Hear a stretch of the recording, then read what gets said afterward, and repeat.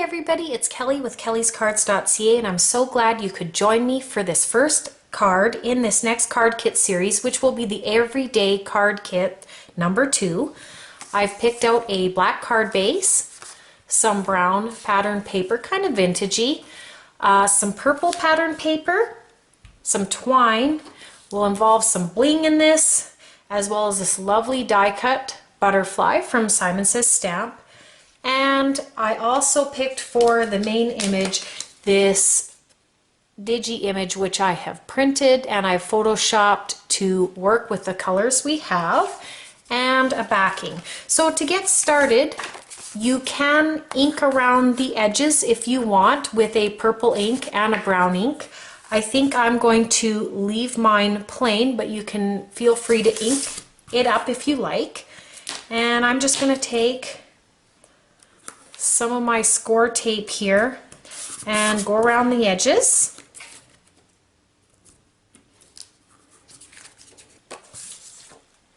And what I'm going to do is I'm going to adhere this piece right on top of this brown pattern paper mat.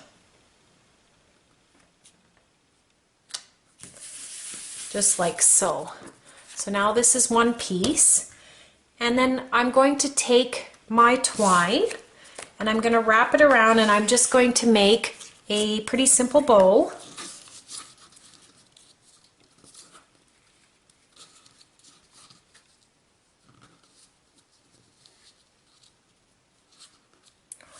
Now when making a bow, I find that the bow always will hold if you push down the middle and pull your tails. It'll just tighten up the bow nice. So just put your finger down and hold that bow and pull your tails to get a really nice tight bow.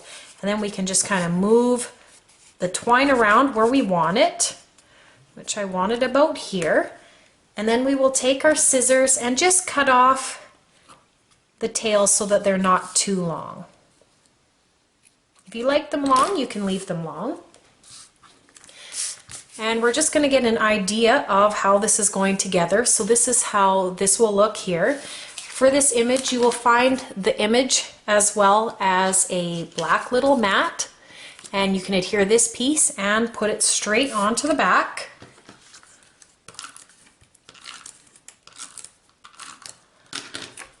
So I'm just going to add it to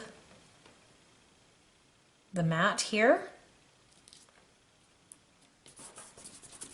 There, we'll get that on like that. So we'll just put the bow down here. And now that's what that's going to look like. And I've got my image on there, just like so. Now you also find this beautiful die cut of this butterfly. This butterfly I'll link down below. This is a Simon Says Stamp die. And I really like that the image has butterflies in it, and we're going to use this big die cut on here. It's really going to add to the card.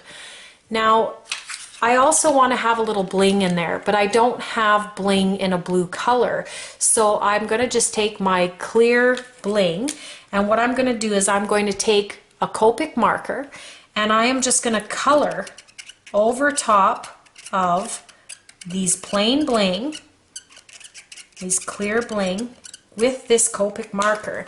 And as you can see, we have a perfect color to match our project today. So I've just added the bling to the butterfly, and it's going to sit right about there. And I thought it would be nice to also add a little bit more bling into the corner, just to have enough blue throughout the card. It will help it pop up from the purple as well as having the black tones in there. So now let's put this piece together. We know where we want everything now. So I'm going to flip this over and use my score tape. And you just want to make sure that your twine is straight up and down before you adhere it down. And we're just going to take the backings off here.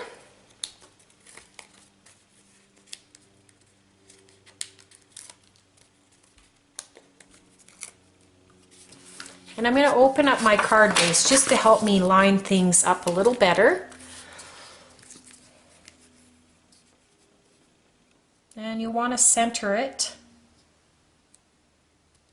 on your card base, just like so. There we go.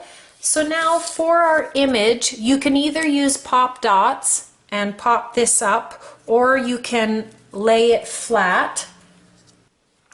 I'm going to use score tape and have this laying flat so that the only thing sticking out is our butterfly.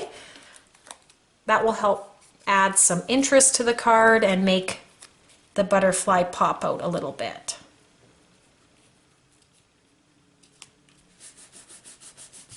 So there, we'll just add that like this.